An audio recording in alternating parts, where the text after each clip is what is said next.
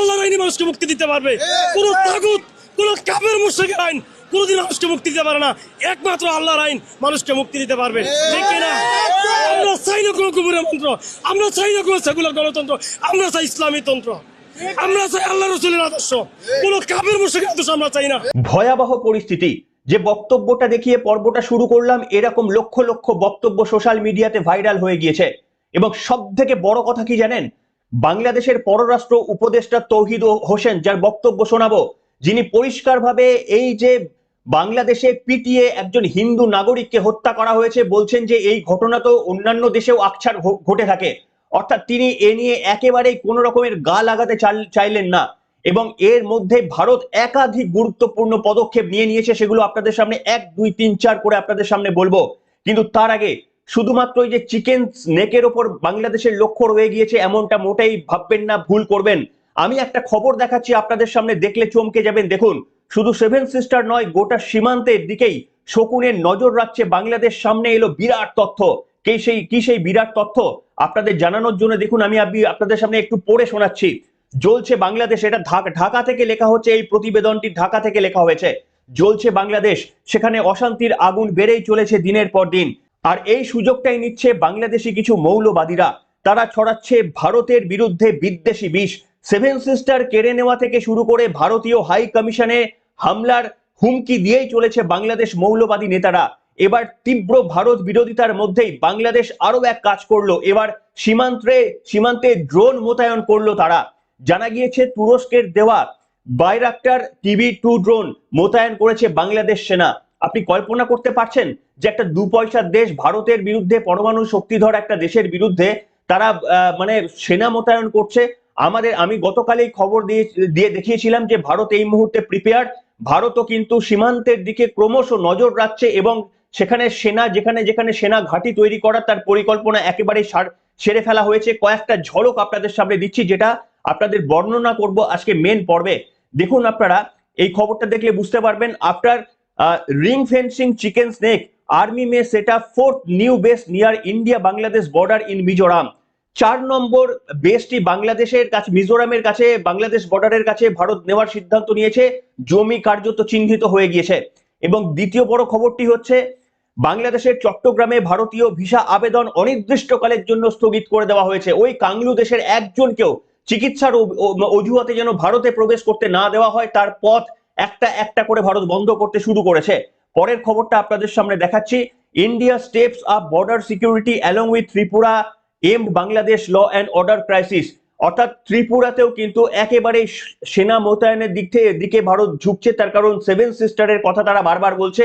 ভারত এই মুহূর্তে কিন্তু সেনাবাহিনী কার্যত মানে ভেতরে ভেতরে প্রস্তুতি রাখার কথা বলছে। এখানে সব থেকে গুরুত্বপূর্ণ বিষয় হচ্ছে, ভারতে বাংলায় এসেছিলেন মোহন ভাগবত, RSS প্রধান। তিনি পরিষ্কারভাবে, আপনারা দেখতে পাচ্ছেন, তিনি পরিষ্কারভাবে কেন্দ্রীয় সরকারকে বাংলাদেশের বিরুদ্ধে পদক্ষেপ নেওয়ার জন্য কার্যত একেবারে নিদান দিয়ে দিয়েছেন। আর এই রকম পরিস্থিতিতে ভারত কার্যত অপেক্ষা করছে যে বাংলাদেশের তরফ থেকে কোনো রকমের প্ররোচনা আমরা যোগ্য জবাব দিতে প্রস্তুত। নমস্কার, welcome to simple as ABC. আপনাদের সকলকে স্বাগত জানিয়ে শুরু করছি অত্যন্ত গুরুত্বপূর্ণ একটি পর্ব।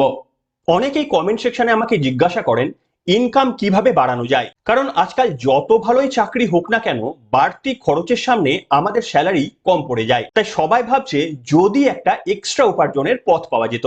আমিও ঠিক এমনই একটা জেনুইন উপায়ের খোঁজে ছিলাম, আর অবশেষে তেমনই একটা সত্যিকারের ভরসাযোগ্য অপশন আমি পেলাম, যেটা দিয়ে সত্যি আপনি টাকা ইনকাম করতে পারবেন। তাই আজ আমি আপনাদের সঙ্গে পরিচয় করাতে চাই একটা অসাধারণ ভরসাযোগ্য অ্যাপ্লিকেশন, মার্কেট উলফ। এটি একটি সেবি রেজিস্টার্ড অ্যাপ এবং খুব দ্রুত গতিতে এর জনপ্রিয়তা বাড়ছে ভারতে। চলুন দেখাই আপনাদের এটিকে কিভাবে ব্যবহার করতে হয়। দেখুন, আমি এটিকে প্রথমে পিন দিয়ে লগ ইন করে নিলাম, তারপর ফলো ট্রেন্ডে ক্লিক করলাম। এটা আপনাকে মার্কেটে চলতে থাকা লাভজনক ট্রেন্ডগুলো দেখায়, আর আপনি মাত্র এক ক্লিকেই সেগুলোকে ফলো করতে পারবেন। সব থেকে ভালো দিক হচ্ছে, খুব অল্প টাকায় আপনি ট্রেডিং শুরু করতে পারেন এবং অন্য অ্যাপ্লিকেশনের মতো কেউ আপনাকে আরো ইনভেস্টমেন্ট করুন বলে কেউ জ্বালাতন করবে না।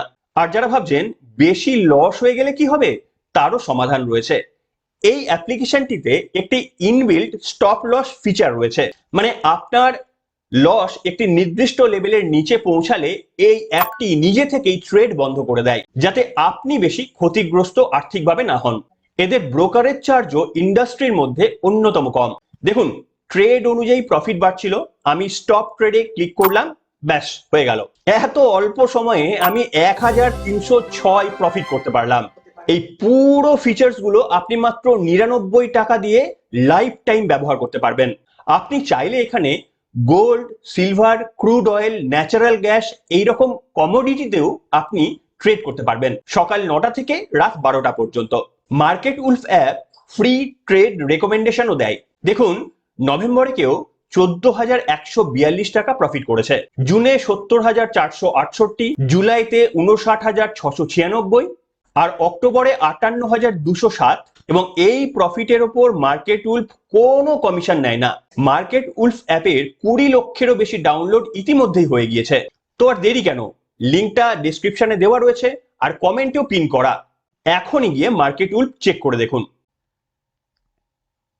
দেখুন, আমি কোনো সেবি রেজিস্টার্ড কোনো ইনভেস্টমেন্ট প্ল্যানার নই, তাই যে কোনো ইনভেস্টমেন্ট করার আগে আপনারা ভেবে চিন্তে রিস্ক বুঝে তারপরে ইনভেস্টমেন্ট করবেন। একজন বাংলাদেশি নাগরিক নৃশংসভাবে খুন হয়েছে। এটার সাথে মাইনরিটিজের নিরাপত্তাকে একসাথে করে ফেলার কোনো মানে হয় না। তিনি বাংলাদেশের নাগরিক যাকে হত্যা করা হয়েছে এবং অবিলম্বে বাংলাদেশের ব্যাপারে অ্যাকশন নিয়েছে। ইতিমধ্যে আপনারা জানেন যে বেশ কিছু অ্যারেস্ট করা হয়েছে। তো এ ধরনের ঘটনা যে শুধু বাংলাদেশে ঘটে তা নয়, এই অঞ্চলের সব দেশেই ঘটে এবং প্রত্যেক দেশের দায়িত্ব হচ্ছে সেক্ষেত্রে যথোপযুক্ত ব্যবস্থা নেওয়া। বাংলাদেশ নিচ্ছে, অন্যদের উচিত সেরকম ব্যবস্থা নেওয়া। কাজেই এটা গ্রহণযোগ্য না যেভাবে এটাকে উপস্থাপন করা হয়েছে। আমরা মনে করি যে এটা নর্মালি যে সিকিউরিটি যে নিয়ম কানুন আছে সেটা এখানে। দেখুন, বাংলাদেশের পররাষ্ট্র উপদেষ্টা কিংবা পররাষ্ট্র মন্ত্রী বা বিদেশ মন্ত্রী যে বক্তব্যটি বললেন সেটিকে সব থেকে গুরুত্বপূর্ণ বলে আমি মনে করছি। তার কারণ তিনি এই সংখ্যালঘুকে দীপু দাসকে পিটিয়ে মারার ঘটনাটাকে একেবারে নর্মালাইজ করে দিয়েছেন। মাত্র 8-10 জন মানুষকে গ্রেপ্তার করা হয়েছে, তাদের একজনকেও কি ফাঁসিতে ঝোলাবে বাংলাদেশ? কোনোদিনই ঝোলাবে না। শুধুমাত্র তাদেরকে সময়ের জন্য, এই রাগ প্রশমনের জন্য এবং গোটা বিশ্বকে দেখানোর জন্য নাম দেখানো গ্রেপ্তার করেছে। কয়েকদিনের মধ্যে এদেরকেও ছেড়ে দেওয়া হবে। মনে রাখবেন, চিন্ময় প্রভু এখনো কিন্তু জেলবন্দি রয়ে গিয়েছে। তার কারণ শুধুমাত্র হিন্দু হওয়ার অপরাধে বাংলাদেশে যে অকথ্য অত্যাচার চলছে, এর বিরুদ্ধে যদি নরেন্দ্র মোদী সরকার ক্ষমতায় থেকেও উত্তর দিতে না পারেন, যে পদক্ষেপগুলো নেওয়া হয়েছে নিশ্চিতভাবে এগুলো প্রথম পদক্ষেপ। কিন্তু আর কতদিন এইগুলো আমরা সহ্য করব? এর উত্তর আমাদের দিতে হবে। তার কারণ কি জানেন? আমি আপনাদের সামনে একটা অংশ দেখাচ্ছি। এই অংশটা হচ্ছে বাংলাদেশ থেকে বিতাড়িত বাংলাদেশের একদা নাগরিক তসলিমা নাসরিন। তিনি একটি ভিডিও দিয়েছেন। তিনি লিখেছেন, একেই বলে, তিনি ইংরেজিতে রেখেছেন, আমি বাংলাতে ট্রান্সলেট করে দেখাচ্ছি এবং শোনাচ্ছি। একেই বলে প্রকৃত মুসলমান। তিনি স্পষ্ট করে বলছেন যে আল্লাহর নির্দেশ অনুসারে নবীর অবমানকারীকে হত্যা করা প্রতিটি মুসলমানের কর্তব্য। আসুন যে ভিডিওটা তিনি শেয়ার করেছেন দেখাবো। গতকালও এরকম একটা ভিডিও দেখিয়েছিলাম যেখানে বলেছিলেন যে ইসলাম ধর্মে বলা রয়েছে হত্যার বদলে হত্যা। যদিও আমি এ নিয়ে কোনো বক্তব্য রাখতে চাই না, তার কারণ অন্যের ধর্মে বক্তব্য রাখার কোনো রকমের ইচ্ছা আমার নেই। তাই এই বক্তব্যটা তসলিমা নাসরিন যেটা কোট করে রেখেছেন শুনুন আপনারা। তাকে আমি যেখানে পাবো সেখানে আমি হত্যা করে ফেলবো। এটা কার বিধান? এটা আল্লাহর বিধান। আল্লাহ পাক কোরআনে বলছেন, মালউনিনা আইনামা সুকিফু উখিযু ওয়া কুতিলু তাকতিলা। ওই অভিশপ্ত মালাউন যে আল্লাহকে কটূক্তি করে, নবীকে কটূক্তি করে, তাকে তোমরা যেখানেই পাবে, যেটাই পাবে সেখানে তোমরা হত্যা করবে। এটা কার বিধান? এটা আল্লাহর বিধান, রাষ্ট্রের কোনো বিধান না। আমি মুসলমান, আমার পরিচয় ইসলাম। আমি যদি আল্লাহকে বিশ্বাস করি, আমি যদি আমার নবীকে বিশ্বাস করি, আমি যদি ধর্মীয় হই, তাহলে অবশ্যই তাকে আমি যেখানে পাবো সেখানে আমি হত্যা করে ফেলবো। সুতরাং যদি রাষ্ট্র কোনো পর্যায়ে অফিস আদালতে যদি কোনো মুসলমান থেকে থাকো, তোমার দায়িত্ব হচ্ছে তোমার মুসলমানিত্ব বোধ থেকে তুমি এই কুলাঙ্গারের বিচার করে তুমি তোমার আসনের মর্যাদা রক্ষা করবা ইনশাআল্লাহ। শুনলেন? এরকম একাধিক বক্তব্য যদি আপনারা শোনে, একাধিক এইরকম একেবারে উস্কানিমূলক বক্তব্য। প্রথম যে বক্তব্যটা দেখিয়ে শুরু করলাম সেখানেও তারা বলছেন যে মানে একমাত্র তাদের মনে করেন যে তারা একমাত্র হচ্ছে যে হত্যা করাটাই একমাত্র নাকি সেটা শান্তি ফিরিয়ে আনতে পারে বা শান্তি প্রতিষ্ঠা করতে পারে। আমি এরকম আপনাদের সামনে একাধিক অংশ দেখাতে পারি, কিন্তু তার আগে ভারত সরকার ঠিক কতগুলো পদক্ষেপ নিয়েছে সেটা আপনাদের সামনে আরো একবার আমি ব্যাখ্যা করার সুযোগ নেব। আপনারা দেখতে পাচ্ছেন যে after ring fencing chicken snake army में set up 4th new base near India Bangladesh border in Mizoram, অর্থাৎ সেভেন সিস্টারের একটি স্টেট হলো মিজোরাম। সেখানে আপনারা জানেন ইতিমধ্যেই আমাদের 3টি জায়গায় কিন্তু এই চিকেন নেককে প্রোটেক্ট করার জন্য 3 দিক থেকে ভারতের সেনাবাহিনী ইতিমধ্যেই প্রস্তুত। সেটা হচ্ছে আমাদের পশ্চিমবঙ্গের নর্থ দিনাজপুরের চোপড়া, দ্বিতীয়টা হচ্ছে বিহারের কিষানগঞ্জ এবং তৃতীয়টা হচ্ছে আসামের বামনি। এরপরে চতুর্থ বেস ক্যাম্প চিকেন নেককে প্রোটেক্ট করার জন্য কিন্তু সেখানে মিজোরামের কাছে আরো একটা জমি চিহ্নিত করা হয়ে গিয়েছে এই ঘটনার পর, এবং সেখানে কিন্তু সেনা ক্যাম্প বসতে চলেছে আগামী কয়েকদিনের মধ্যেই। এবং পরের খবরটা আপনাদের সামনে বললাম, সমস্ত বাংলাদেশের চট্টগ্রাম থেকে শুরু করে বিভিন্ন জায়গায় তাদের ভিসা দেওয়ার কাজটা ভারত বন্ধ করে দিয়েছে। তার কারণ ক্রমাগত উস্কানিমূলক এই বক্তব্যের জন্য কখনোই মানে শত্রুতা আর কূটনৈতিক একসঙ্গে চলতে পারে না। নরেন্দ্র মোদী এক সময় বলেছিলেন যে জল আর রক্ত একই নদী দিয়ে বইতে পারে না। আজকে বাংলাদেশকেও এই উত্তর ফিরিয়ে দেওয়ার জন্য কিন্তু আমাদের প্রস্তুত থাকতে হবে। এবং সেই কারণে মোহন ভাগবত তিনি এসেছিলেন পশ্চিমবঙ্গে, এবং পশ্চিমবঙ্গে আসার পর তিনি যা যা বক্তব্য বলেছেন নিশ্চিতভাবে আমরা সমর্থন করি আরএসএসের এই প্রধানকে। তার কারণ পশ্চিমবঙ্গ এমন একটা মাটি, যে মাটি থেকে পশ্চিমবঙ্গে বাংলাদেশে যা যা কাজকর্ম হচ্ছে তার থেকে কোথাও কি নিশ্চিতভাবে কম হলেও যা যা ব্যক্তিতে যা যা ঘটনা ঘটছে সেগুলো আপনাকে অবাক করে দিতে পারে। এর পরের অংশে আমি আপনাদের সামনে 1, 2, 3, 4 করে দেখাবো। কিন্তু তার আগে মোহন ভাগবতের একটা বক্তব্য শোনাবো। তিনি বলছেন যে এটা সময় হয়ে গিয়েছে যে ভারত সরকারের কিছু পদক্ষেপ নিতে হবে। তবে ভারত সরকার হয়তো ইতিমধ্যেও পদক্ষেপ নিয়েছে বলে তিনি মনে করছেন, আর কিছু পদক্ষেপ এমন ভাবে ভারত সরকার নেবে সেটা প্রকাশ্যে ভারত সরকার আনবে না। এবং এর সঙ্গে তিনি এটাও বলছেন যে পশ্চিমবঙ্গে যদি হিন্দুরা একজোট হয় তাহলে নিশ্চিতভাবে এই ক্ষমতার পরিবর্তন করা সম্ভব। এই দুটি মেসেজ তিনি দিয়ে গেছেন পশ্চিমবঙ্গের বুকে, যেটা অত্যন্ত গুরুত্বপূর্ণ। আপনারা শুনবেন, তার কারণ এটাই আমাদের কাছে পশ্চিমবঙ্গের হিন্দুদের কাছে শেষ সুযোগ। এই এসআইআর প্রক্রিয়ার মধ্যে দিয়ে যদি এই তৃণমূলের নামে মুখোশধারী একটা রাজনৈতিক দলকে যদি এখনো চিনতে না পারেন, যদি বাংলাদেশের এই ঘটনার জন্য মমতা বন্দ্যোপাধ্যায়কে কোনোদিন প্রতিবাদ করতে দেখেছেন, দীপু দেশের এই মর্মান্তিক মৃত্যুর জন্য মমতা বন্দ্যোপাধ্যায়কে কোনো টুইট করতে দেখেছেন? আমি তো দেখিনি। তৃণমূলকে রাস্তায় নামতে দেখেছেন? আমি তো দেখিনি। কাজে এইটাই আমাদের শেষ সুযোগ। যদি না হয় তাহলে এই দীপু দাসের পরিণতি কিন্তু আমাদের কাছে বড় ভারী পড়বে। আগে শুনুন মোহন ভাগবত ঠিক কি বলেছিল। बाकी हिंदुओं का एक ही देश है, भारत देश। तो भारत की सरकार को इसका संज्ञान लेना पड़ेगा, करना पड़ेगा। कुछ कर भी रहे होंगे, कुछ बातें बताई जाती है, कुछ बताई नहीं जा सकती। परिणाम कभी होते हैं, कभी नहीं होते, लेकिन करना तो पड़ेगा। और इधर हम लोगों को संगठित होकर समाज के नाते पक्का खड़ा रहना पड़ेगा। एक संघ हिंदू समाज अगर खड़ा होता है तो बंगाल में परिस्थिति बदलने के लिए कोई समय लगेगा नहीं। अब শুনলেন, এরকম একাধিক 1, 2, 3, 4 করে আপনাদের সামনে আমি প্রচুর তথ্য দিতে পারি, প্রচুর ভিডিও দেখাতে পারি যেখানে বাংলাদেশ থেকে ক্রমাগত উস্কানিমূলক মন্তব্য দেওয়া হচ্ছে। এবং যারা মনে করছেন যে এগুলো শুধুমাত্র ওই বাংলাদেশের কয়েকজন জেহাদি পন্থী নেতৃত্বরা রয়েছেন তাদের দিক থেকে এই উস্কানিগুলো আসছে, মোটেই না। একেবারেই সরকারি স্তর থেকে অনুমোদন ছাড়া এই বক্তব্য দেওয়া যায় না। তার প্রমাণ হিসাবে বাংলাদেশের পররাষ্ট্র উপদেষ্টা তৌহিদ হোসেনের যে অসংবেদনশীল বক্তব্যটা শোনালাম, সেটা কোন দেশের কোন মানে ব্যক্তির পক্ষে এই ধরনের অসংবেদনশীল বক্তব্য বলা আপনি শুনবেন না। এবং সেই কারণেই ওখানকার মৌলবাদীরা এতটা কিন্তু সাহস পাচ্ছে, তার কারণ তারা জানে তাদের সরকার তাদের পাশে রয়েছে। এই ধরনের দীপু দাসদের হত্যা করার জন্য তাদের সরকার পিছন থেকে মদদ দিচ্ছে। আমি আপনাদের সামনে বাংলাদেশের অনেক ঘটনা বললাম, আরো ঘটনা বলতে পারি, কিন্তু এরপরে আমি আপনাদের সামনে যে তথ্যটা দেখাবো সেটা পশ্চিমবঙ্গের বুকে ঘটে যাওয়া একাধিক এরকম ভয়ানক ঘটনা ঘটতে চলেছে। যদিও পশ্চিমবঙ্গের পুলিশ, মমতা বন্দ্যোপাধ্যায়ের পুলিশ কিন্তু আবার ওয়ার্নিং দিয়ে দিয়েছে যে বাংলাদেশের দীপু দাসের ঘটনার সঙ্গে হরগোবিন্দ দাসের ঘটনার কোনো কেউ তুলনা করবেন না। যদি করেন তাহলে তারা নাকি আইনি ব্যবস্থা নেবেন। কেন না, তার কারণ তারা নাকি হরগোবিন্দ দাসের হত্যাকারীদের বিরুদ্ধে ব্যবস্থা নিয়েছেন। আরে ব্যবস্থা তো বাংলাদেশের দীপু দাসের হত্যাকারীদের বিরুদ্ধেও দাবি করছে তারা ব্যবস্থা নিয়েছে, তারাও 10 জনকে গ্রেপ্তার করেছে। কিন্তু সেই ব্যবস্থাতে কি আপনারা এটা খেয়াল রেখেছেন যে পশ্চিমবঙ্গের সাধারণ মানুষ আর ওপার বাংলার সাধারণ হিন্দুরা তারা সন্তুষ্ট হয়েছে?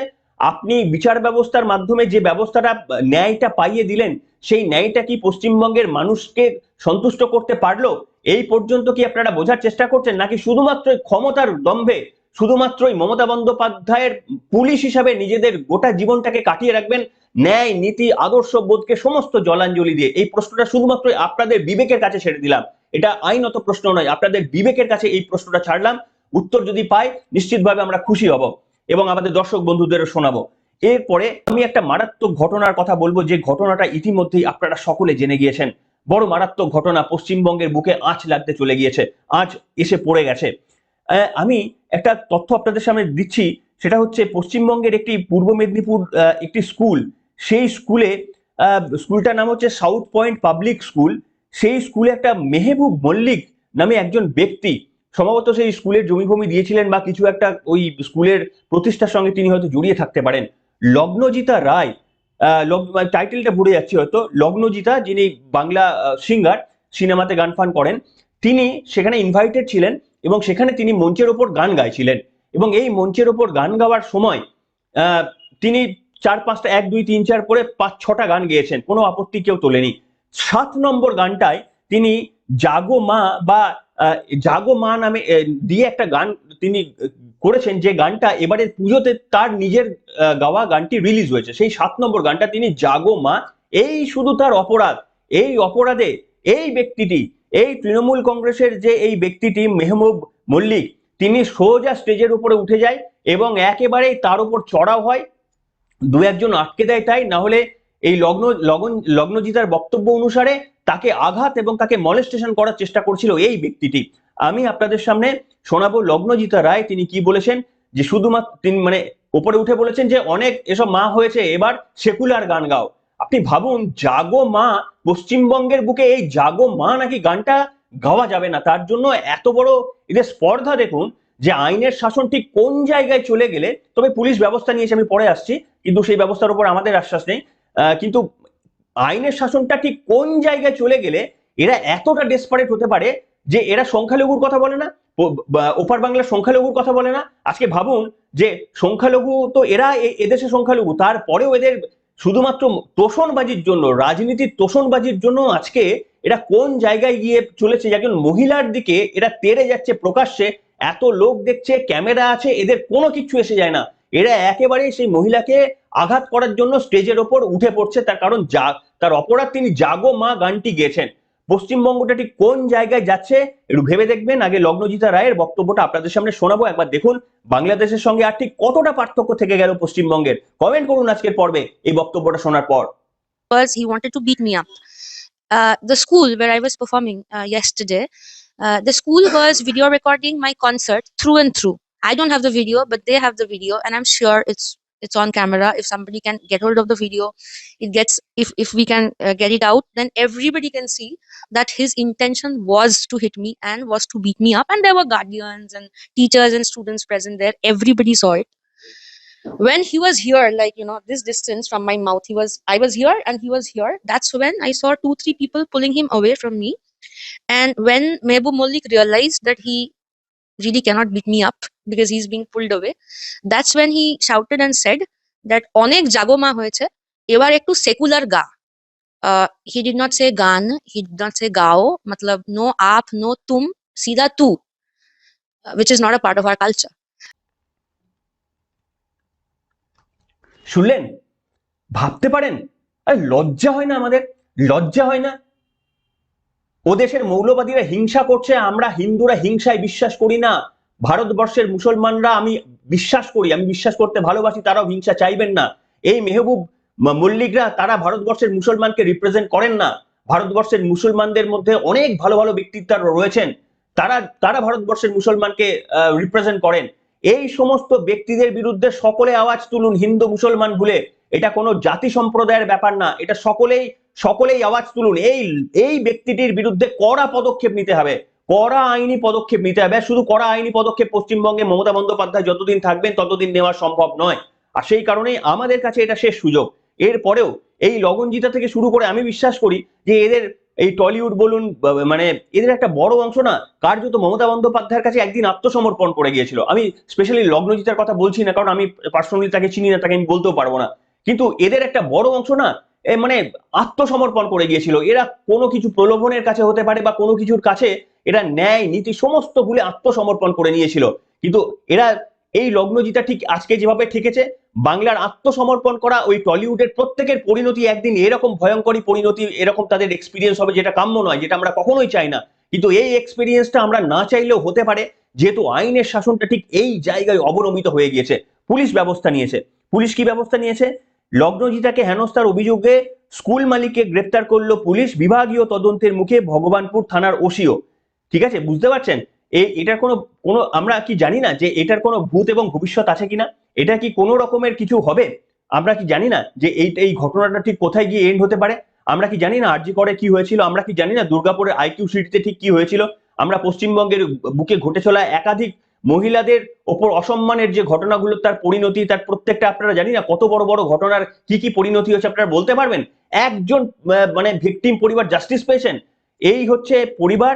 ওখানে দীপু দাসের পরিবাররা জাস্টিস পায় না, আর এখানে লগনজিতা কিংবা এইরকম আক্রান্ত মহিলাদের পরিবাররা এরা জাস্টিস পান না।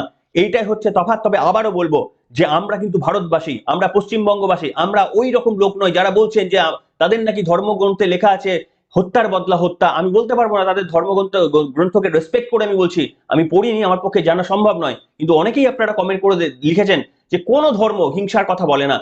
যে ধর্ম কথা বলুক, কোন ধর্মের নীতি হিংসার হতে পারে না। এটা ভুল বিশ্লেষণে শুধুমাত্র এটাকে হিংসা হিসেবে দেখানো হয় বলে আমার ব্যক্তিগতভাবে বিশ্বাস। তাই আপনাদের বলবো কোন প্ররোচনায় বা হিংসায় তো পা দেবেন না, শুধুমাত্র আইনে আমরা বিশ্বাস করতে পারি। তার কারণ আমাদের পরীক্ষা নিতে হবে আমাদের কেন্দ্রে বসে থাকা নরেন্দ্র মোদী সরকার হাত দুটো কি একেবারেই কি সত্যি মানে রয়েছে, সেটা কি শুধুমাত্র এই পাকিস্তানের বিরুদ্ধে বক্তব্য বলার জন্য? আর বাংলাদেশের এই চরম উগ্রপন্থাটা একেবারে চরম জায়গায় পৌঁছে গেলেও কি আমরা শুধুমাত্র এই নমনীয় নীতিতে বিশ্বাস করার জন্যই কি আমাদের জন্ম হয়েছে? বাংলাদেশের এই অশুভ সমস্ত নেতৃত্বগুলো ভারতের উপর একের পর এক থ্রেট দেবে। বাংলাদেশের পররাষ্ট্র উপদেষ্টা পর্যন্ত হিন্দুদের এই ওপরেই বাংলাদেশের উপর আক্রমণ, কেউ তারা বলবেন যে এটা তো অন্য দেশে হয়। কোন দেশের কথা তিনি মিন করলেন দেখাতে পারবেন? ভারতবর্ষে একটাই ঘটনা, কোন দেশে উদাহরণ দিতে পারবেন? বাংলাদেশের পররাষ্ট্র উপদেষ্টা তৌহিদ হোসেন, চ্যালেঞ্জ করছি আপনাকে, বাংলাদেশের যারা শুনছেন গিয়ে শোনাবেন ওনাকে যে একটা উদাহরণ দিত কোন দেশে এরকম ভাবে হাফ মেরে হাফ জ্যান্ত পুড়িয়ে দিয়ে তাকে গাছে ঝুলিয়ে পোড়ানো হয়েছে। আরে আপনারা প্রকাশ করুন না, দীপু দাস কি বক্তব্য বলেছেন সেটা গোটা বিশ্বর কাছে শুনিয়ে দিন যে তিনি কি অবমানকর কথা বলেছেন, তাহলে নিশ্চিতভাবে সেটা প্রমাণ হয়ে যাবে যে দীপু দাস সত্যি তিনি কত ভালো লোক ছিলেন না কত বাজে লোক ছিলেন। আপনারা একটা প্রমাণ করতে পারলেন না, আপনারা একটা এভিডেন্স আনতে পারলেন না, তাকে পুড়িয়ে দেওয়ার ব্যাখ্যা করছেন, বলছেন যে অন্যান্য দেশে হয়। লজ্জা! এরকম একটা দেশের বিরুদ্ধে ভারত যদি পদক্ষেপ না নিতে পারে তাহলে আমাদেরও নিশ্চিতভাবে আস্তে আস্তে এই দেশের সম্পর্কে একটু হলেও কিন্তু নরেন্দ্র মোদী দেশের সম্পর্কে নয়, নরেন্দ্র মোদী সরকারের সম্পর্কে আমাদেরও কোথাও না গিয়ে কোথাও একটু আঘাত লাগে। তার কারণ এতটা দুর্বল সরকার বোধহয় আমরাও এক্সপেক্ট করিনি। তাই যে কটা পদক্ষেপ নেওয়া হয়েছে এর থেকেও কড়া পদক্ষেপের জন্য আমরা প্রতীক্ষায় থাকবো। সহমত যদি হন লিখুন, কমেন্টে লিখুন। বাংলাদেশিরা কমেন্ট করছে, বাংলাদেশ থেকে আমাদের সমর্থন করছে, আমাদের চ্যানেলে বাংলাদেশি মুসলিমরা সমর্থন করছেন, বাংলাদেশি হিন্দুরা সমর্থন করছেন, বাংলাদেশের মুসলিমরা তটস্থ, তারা বলছেন যে বাংলাদেশকে শেষ করে দিচ্ছে একটা দল। বাংলাদেশের একদল মুসলিম পর্যন্ত তারা ভয়ে ভীত রয়েছে, যারা শান্তিতে বিশ্বাস করেন, যারা অ্যাকচুয়ালি ধর্মগ্রন্থটা পড়েছেন, যারা জানেন এই ধর্মগ্রন্থের যারা মানে কি, তারাও পর্যন্ত ভয়ে ভীত হয়ে রয়েছেন যে তাদের কথা সাপ্রেস করে দিয়ে আজকে একটা গোটা দেশ এমন একটা বিপজ্জনক জায়গায় চলে যাচ্ছে, তার পরিণতি কিন্তু এদেরকেও ভুগতে হচ্ছে, যারা এটা চাইছেন না তাদেরকেও ভুগতে হবে। আর ভারতবর্ষ পশ্চিমবঙ্গবাসী হিসাবে আমরা নিশ্চিতভাবে এর গণতান্ত্রিক প্রতিবাদ করব, আমাদের আয়ত্ত মেনে, আমাদের লিমিটেশন মেনে, আমাদের সংবিধান মেনে, আমাদের প্রশাসনের উপর ভরসা রেখে নিশ্চিতভাবে আমাদের কাজটা করতে হবে। তবে এশিয়ার প্রক্রিয়ার মাধ্যমে এই সরকারকে যদি এবারের মধ্যে গণতান্ত্রিকভাবে সরিয়ে ফেলতে না পারেন তাহলে নিশ্চিতভাবে আগামী দিনের অন্ধকারটা এত গভীর, সেই অন্ধকারে আপনি তাকিয়ে থাকলেও সামান্য দূরের কোনো বস্তু আপনার চোখে পড়বে না। এ কথা আজকে আমি বলে দিচ্ছি, লিখে রাখুন। যাই হোক, যা বলছিলাম আপনাদের সামনে, মার্কেট উলফ অ্যাপের জনপ্রিয়তা ভারতে দিন দিন বাড়ছে এবং ইতিমধ্যে 20 লক্ষেরও বেশি মানুষ এটিকে ডাউনলোড করে ফেলেছেন।